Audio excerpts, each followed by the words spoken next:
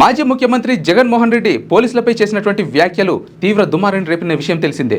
చంద్రబాబు మెప్పు కోసం పోలీసులు ఇష్టం వచ్చినట్లు ప్రవర్తిస్తే బట్టలు ఊడదీస్తాం అని చేసినటువంటి వ్యాఖ్యలపై పోలీస్ సంఘాలు తీవ్రంగా వ్యతిరేకిస్తున్నాయి. అసలు జగన్మోహన్ రెడ్డి ఏం వ్యాఖ్యలు చేశారు?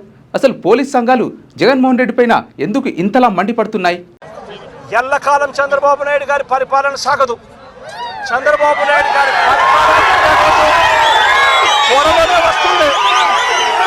ప్రతి పోలీస్ అధికారికి కూడా చెప్తా ఉన్నా, మీ బట్టలు ఊడదీస్తామని చెప్పి ప్రతి పోలీస్ అధికారికి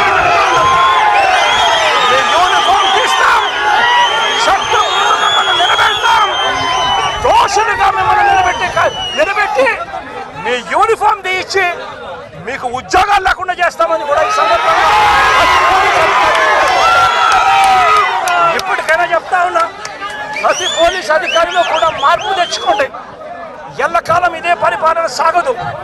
మీరు చేసిన ప్రతి పనికి కూడా వడ్డీతో సహా లెక్కేసి మిమ్మల్ని దోషులుగా నిలబెట్టి మీతో కక్కిచ్చే కార్యక్రమం ఖచ్చితంగా చేస్తామని చెప్పి కూడా ఈ సందర్భంగా ప్రతి పోలీస్ అధికారికి కూడా చెప్తా ఉన్నాం.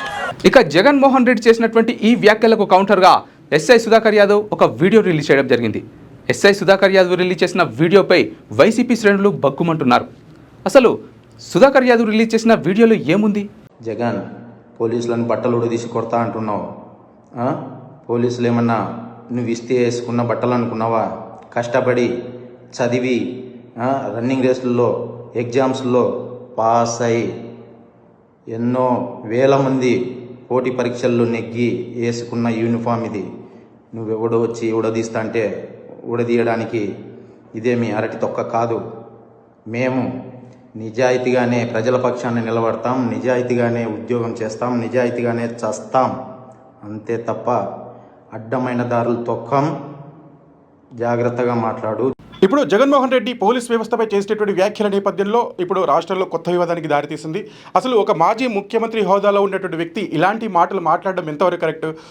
వీటిపై చర్చించడానికి ప్రముఖ విశ్లేషకులు ముఖేష్ సామల్ గారు మనకు అందుబాటులో ఉన్నారు. సామల్ గారు చెప్పండి. జగన్మోహన్ రెడ్డి గారు ఏదైతే మాటలు అన్నారో అది కంప్లీట్ అన్యాక్సెప్టబుల్, ఆక్షేపణీయమైనటువంటి మాటలు.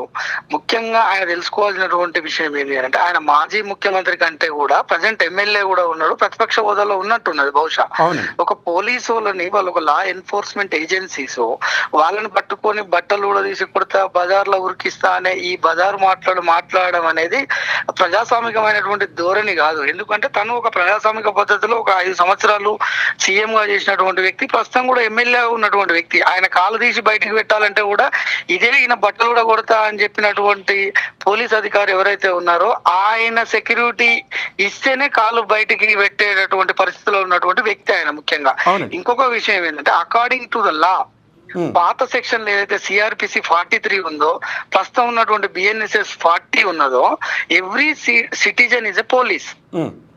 అంటే ఇప్పుడు పోలీస్ ని పట్టుకొని ప్రజలను అన్నాడా?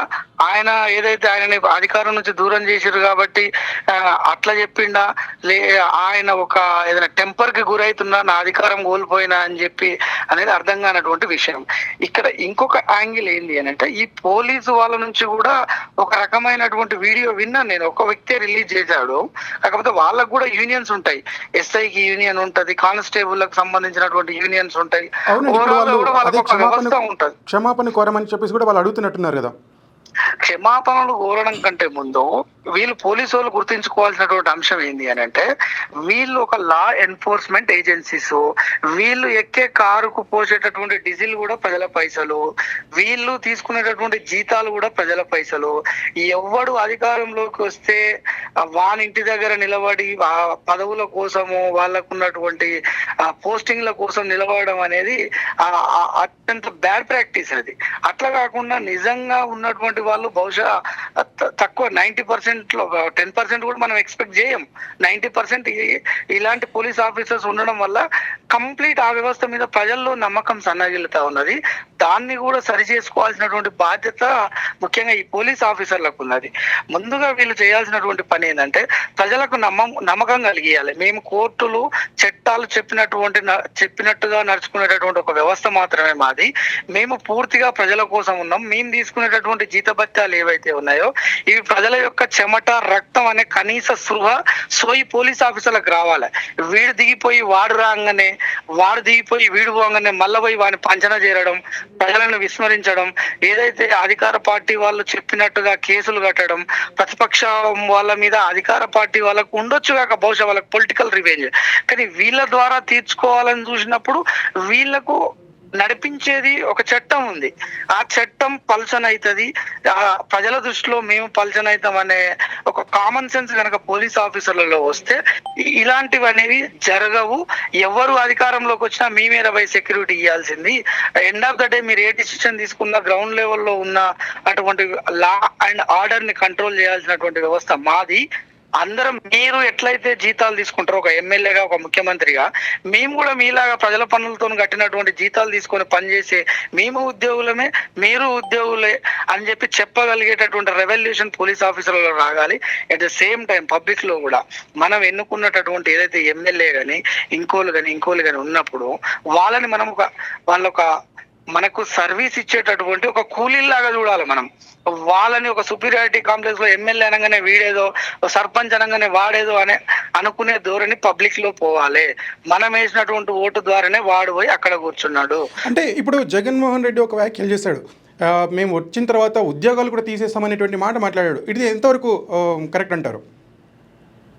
అది చాలా తప్పు వ్యాఖ్యలు. ఎందుకు అంత ఆ కాన్షియస్నెస్ కోల్పోయి మాట్లాడుతున్నాడు జగన్మోహన్ రెడ్డి అనేది బహుశా టెంప్ట్ అయి మాట్లాడినట్టున్నాడు. కానీ ఆయన ఎవరు జీతాలు పోగొట్టడానికి? ఆయన ఎవరు ఈ పోలీస్ ఆఫీసర్ల ఉద్యోగాలు తీసేయడానికి? బహుశా తీసేస్తే లూప్ లైన్లు వేస్తుండొచ్చు కాక. ఇప్పుడు మనం ఇక్కడ తెలంగాణలో చూసుకున్నట్టయితే కేసీఆర్ హయాంలో ఒక వెలిగినటువంటి ఆఫీసర్లు మొత్తం ఇప్పుడు లూప్ లైన్ లోకి పోయినారు. లూప్ లైన్ లో ఉన్న వాళ్ళు ఇప్పుడు చెలరైపోతున్నారు పబ్లిక్ మీద, ఏదైతే గవర్నమెంట్ కు అపోజిట్ గా మాట్లాడుతున్నటువంటి వ్యక్తుల మీద, మీడియా మీద, ఇంకా అన్ని రకాల ఏదైతే మేధావులు ఉన్నా, పౌర సంఘం ఉన్నా వాళ్ళ మీద వీళ్ళు ఒక రకమైనటువంటి బ్లాస్ట్ అయితే ఉన్నారు. ఇది వ్యవస్థకు ఎప్పటికీ మంచిది కాదు. అధికారం ఒకసారి ఒకరు ఉంటారు, ఒకరు పోతా ఉంటారు. ఎప్పుడు ఉండేది వీళ్ళ యొక్క వ్యవస్థ.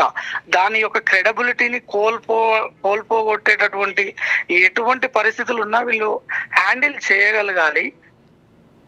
అది ఈ పోలీస్ ఆఫీసర్స్ బాధ్యత. ఎట్ ద సేమ్ టైం ప్రతిపక్షంలో ఉన్న, అధికార పక్షంలో ఉన్న, అధికారంలో ఉన్నటువంటి ప్రజాప్రతినిధులు కూడా చట్టాలను తయారు చేసేటటువంటి ఒక గౌరవమైనటువంటి పొజిషన్ లో ఉన్నారు.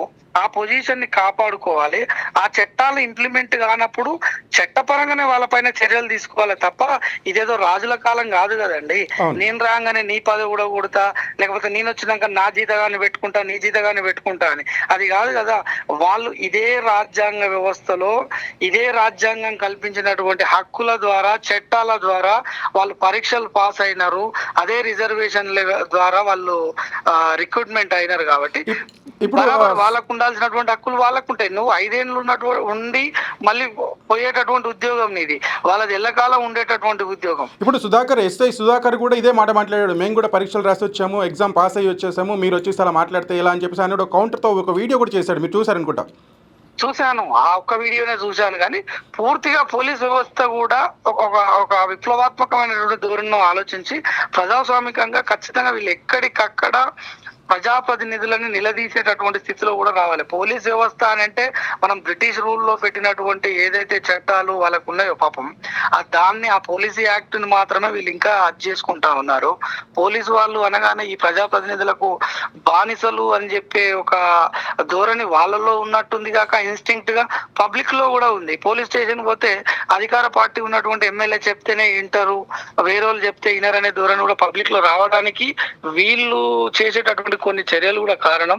ఇక్కడ ఎవరిది తప్పు ఎవరిది కరెక్ట్ అనే దానికంటే ఎక్కువ ఇకనైనా వ్యవస్థని, ఈ చట్టాల మీద, ఈ వ్యవస్థ, పోలీసు వ్యవస్థ మీద నమ్మకం కలిగేలా చేయాలి అని అంటే ఖచ్చితంగా వాళ్ళ సంఘాల నుంచి వాళ్ళు ఎక్కడికక్కడ ఏ స్థాయిలో ఆ స్థాయిలో నిరసన తెలపాల్సినటువంటి అవసరం ఉంటది. ఒక్క ఇన్స్పెక్టర్ గారు ఏదైతే వీడియో రిలీజ్ చేస్తే ఆయన దుష్మన్ అవుతాడు ఆయన దృష్టిలో. కాబట్టి ఆయనకు చేదోడు వాదోడుగా ప్రతి ఇన్స్పెక్టర్ రావాలా, కంప్లీట్ పోలీస్ వ్యవస్థ ఆయనకు వెన్నుదన్నుగా ఉండాలి. ఎక్కడికక్కడ వాళ్లకు జరిగినటువంటి ఏదైతే ఒక పోలీస్ అన్నాడు ఆయన, ఒక ఎస్ఐ అనలేదు, ఒక డిఎస్పీ అనలేదు, పోలీస్ వ్యవస్థ అన్నప్పుడు అందులో మహిళలు కూడా ఉంటారు అని చెప్పేసి కూడా ఉంటారు. 100% అది మహిళలు కూడా ఉంటారు, ఎస్సీ ఎస్టీ బీసీలు ఉంటారు, అందరు ఉంటారు. కాబట్టి కంప్లీట్ వ్యవస్థను చెడుదో పట్టించే విధంగా ఆయన వ్యాఖ్యలు ఉన్నాయి.